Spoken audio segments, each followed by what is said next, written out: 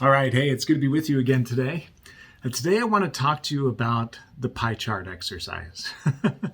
And the reason I want to introduce this to you is because perception can be a bugger, right? So perception often in our lives equals our reality, right? In other words, we think that we know objective reality based on perception. What we perceive becomes our reality. And the tough thing about that is it becomes our reality even if it's not reality. And it causes such havoc in relationships with couples that I serve every day. So we're going to talk about this pie chart activity. I'll share with you a little bit what it is, how to implement it in your relationship, and how you might be able to balance perception a little bit better. So stay tuned.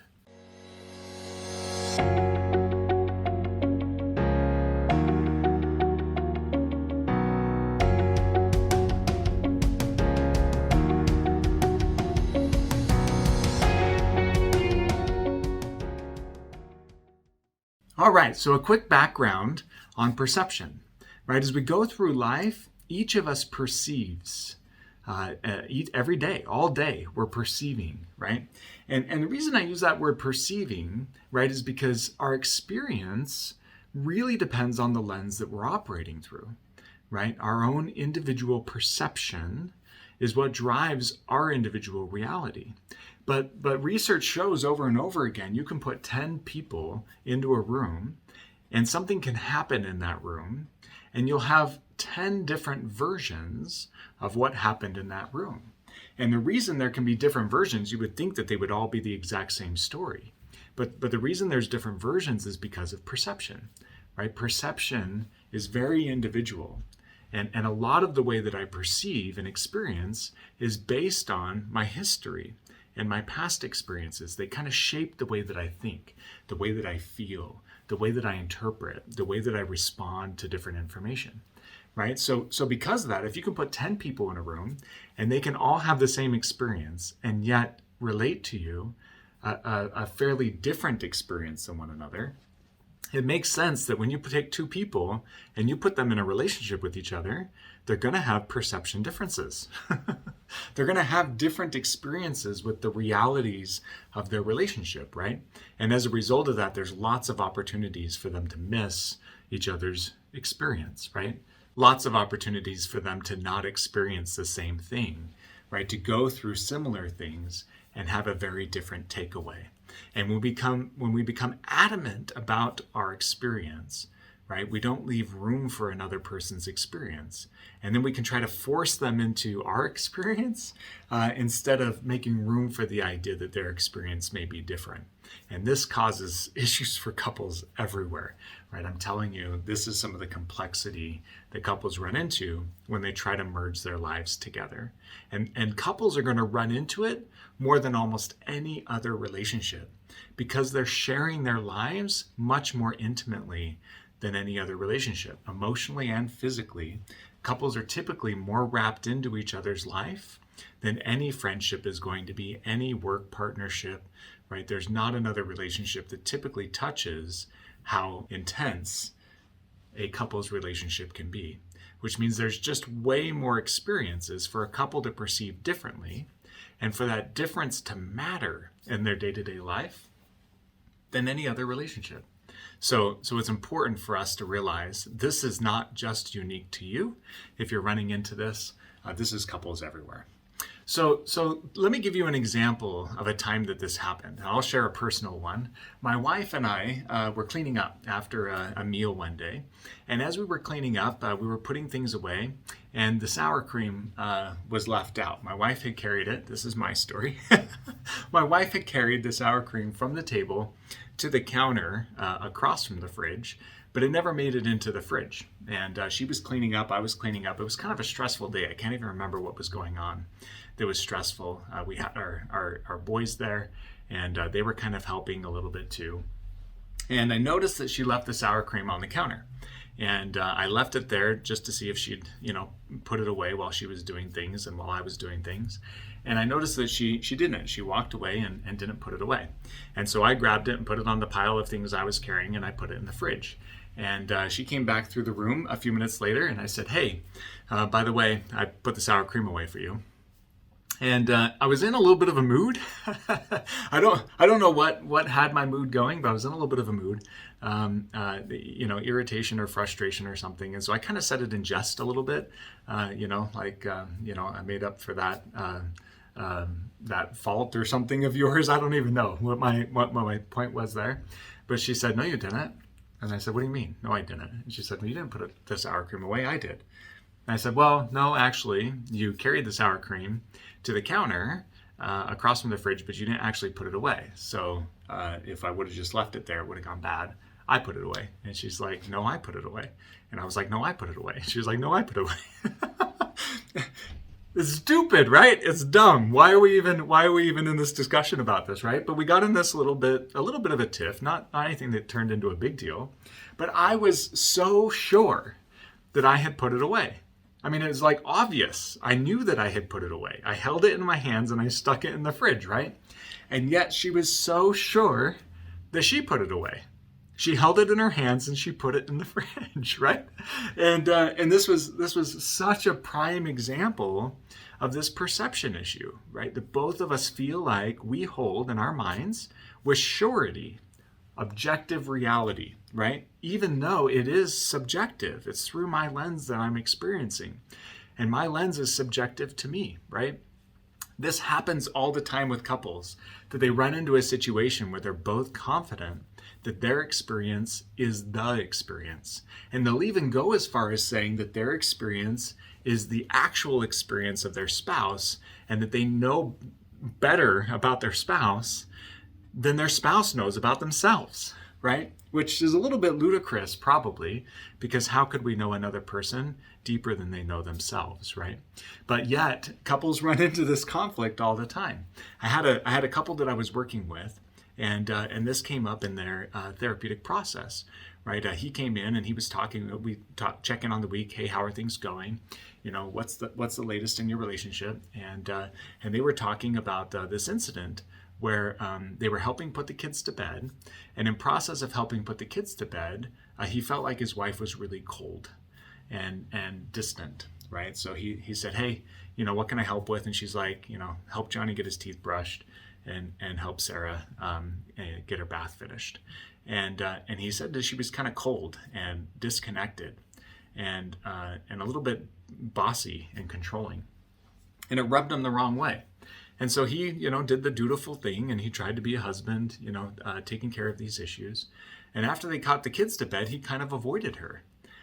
He was kind of sulking, and would leave the room when she would come into it and go to different parts of the houses, and he was he was interested in connecting with her physically that evening, but he kind of wrote that off based on the way she was acting with bedtime. He was like, "Well, that's not going to happen this evening," and so he kind of ended up in the basement watching TV and sulking.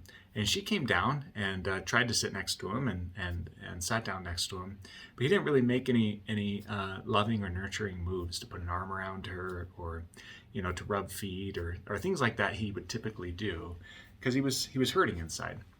She picked up on this by the end of the evening and was kind of like, "Hey, are you okay?" And he's like, "No." And she's like, "Why?" And he's like, "You know why." And she's like, "I don't know why." That's why I'm asking. Like, why? And he's like, "No, you definitely know why. Just think about it. I think you ought to be able to tell." Right? And she's like, "I don't know what you're talking about." And he's like, "Okay, seriously, I'm not going to play this game with you." And she's like, "I'm not playing a game. Like, I really don't know why you're upset." And he's like, "The way you acted tonight." And she's like, "What do you mean the way I acted tonight?" And he's like, "You've been on my case all night." Right? And she's like, "What are you talking about on your case all night?" And then he goes into, right, like with the kids, like, "You're just barking orders at me and controlling me all the time. It sucks. I don't like it," right? And by this point, she's getting super defensive as well. And boom, here they are missing each other, right? And as she talks further, she's like, we dig into this a little bit more.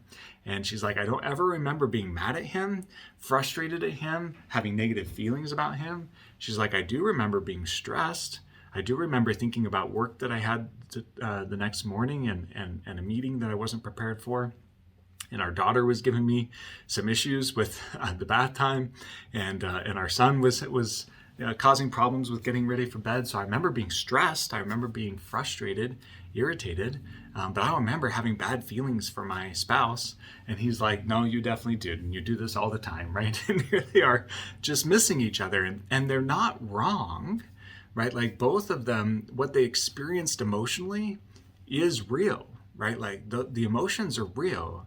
And it doesn't mean that my perception, my interpretation of the experience has to be real for me to feel as though it is real, right? In other words, my perception doesn't have to match objective reality. The real issue was she was stressed and she was overwhelmed and she was frustrated, not with him, with all the things, right? And it caused her to act in ways that he interpreted as cold, indifferent, unloving, taking him for granted, disinterest, right? He interpreted in this way. And as soon as he interpreted it that way, it became so. In his reality, that's the only way to see it. And he felt that reality and he behaved according to that reality, right? So that perception affected the way he felt, and the way that he was feeling drove the way he responded. That perception became his reality and he felt it for real, right? It wasn't as though it was a misperception in his emotions, right? Even though it might have been a little askew in his thoughts. So this happens all the time with couples, right? That we're in experiences together and we misinterpret one another. We run it through a filter, through a lens of our own, and our takeaway message sometimes doesn't match our partner's intention. So back to the core of this video, right? I told you about a pie chart exercise, and this is where that can be helpful, right? What I had this couple do, I took this gentleman and I said, okay, let's take a look at real quick what you experienced, right? And he wrote down, my wife was cold. Okay, so your wife was cold. The pie chart exercise says, why do you think she was cold, right? And if he were to come up with his explanation, she's cold because she doesn't care, right? And that was the whole pie chart, right? The whole thing was she doesn't care, therefore she's cold. She's cold, therefore she doesn't care, right? That was his interpretation of her being cold. And there was only one possible explanation for why. And then I encouraged him, I said, okay, so let's come up with other reasons she might have seemed to be cold, right? What are some other explanations for what you experienced other than she just doesn't care about you, right? And it took him a little bit to go there because he was pretty confident that's the only reason she was cold, right? And as we explored that with him and as we explored that with her, we came up with these other things, right? Okay, so stressed about work, overwhelmed with the kids, right? There was a financial situation that was weighing on her mind, some drama happening in her extended family. It had been a little while since as a couple they had really connected in emotional ways and in nurturing kind of ways, right? So there ended up being 5 or 6 different things that were contributing to the way that she behaved. And as he broke out the pie chart into these different pieces of the pie, right, him not being meaningful to her actually ended up being a very small sliver. It was on the pie chart, but it was only because she was longing for him, not because she hated him or took him for granted, right? She was feeling some disconnect and some disconnectedness, some discontentedness, some lack of fulfillment in the relationship. She was actually experiencing some of that, but it wasn't because she doesn't love him. It wasn't the whole pie, right? It was a portion of the pie because they hadn't connected really in meaningful ways recently in their relationship. Much more of the pie had to do with all these other factors that he wasn't taking into account. And because he wasn't taking them into account, the only explanation he was left with is, she doesn't care about me. And of course, that's going to feel devastating emotionally, and it's going to change the way that he interacts with her behaviorally. But now that he was able to kind of break out, okay, what are other possible reasons, before I get emotionally reactive to this, what are other possible reasons that she might have presented as cold? He was able to have much more empathy as he sliced out these pieces of the pie. He was able to have much more empathy for why she was a little bit disconnected. And in fact, in that mind space, he feels more proactive to support her, right? As he broke out the pie, right, and as he broke out the pieces of the pie chart, he was able to start to look at it and say, oh, So actually, probably a more healthy response would be nurturing later on in the evening, nurturing her, right? She probably could have used the foot rub that night, the back tickles that night, some tenderness, some kindness, some thoughtfulness, if he had realized all the things, the stress with work, the stress with the kids, the financial concerns, and it would have gone a long way to build their relationship in a positive way had he accounted for other possibilities for why she was being cold. But instead, he dropped into the one explanation, and that one explanation drove him to disconnect, when actually the most healthy thing that they could have done is connect.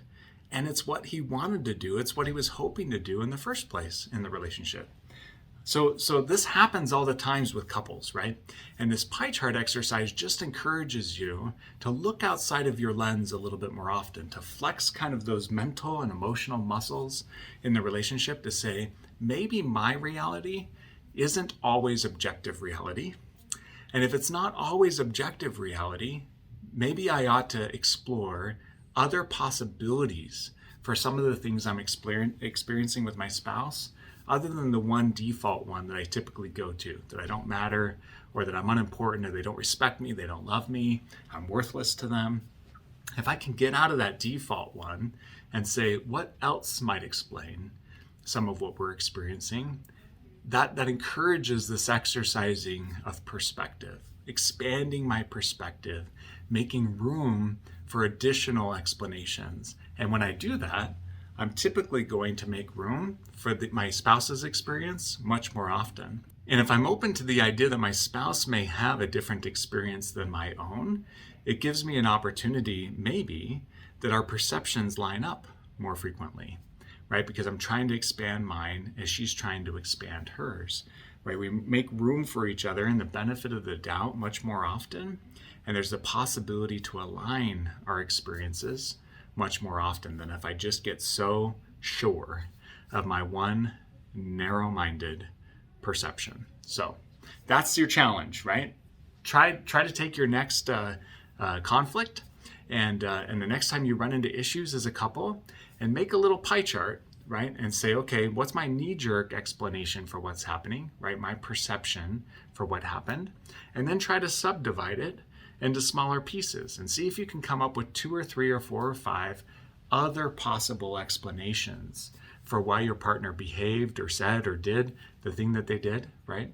Try to come up with other explanations outside of the one that just feels like you suck to them.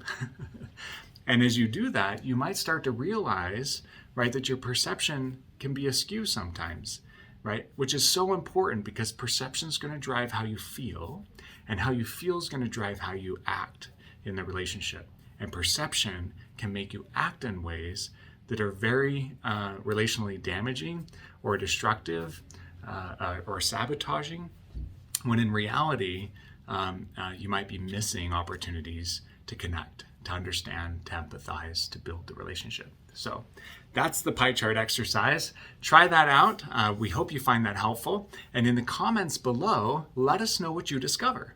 Right, as you try that out, as you apply that to a recent conflict, let us know what you discovered, what your original thought was, and the thought that you came to, the other options that you realized might be part of what you're experiencing that you hadn't realized before. Let us know in the comments below. That'll be exciting to kind of see some of those experiences that you've had. As always, like this content, share it, subscribe to our channel. We're on a mission to renew the relationships of couples everywhere, and we're grateful for the support you give us in this process to reach more couples, to help heal their relationships, to help them find fulfillment in their marriages and in their lives. Take care of yourself. We look forward to being with you again soon.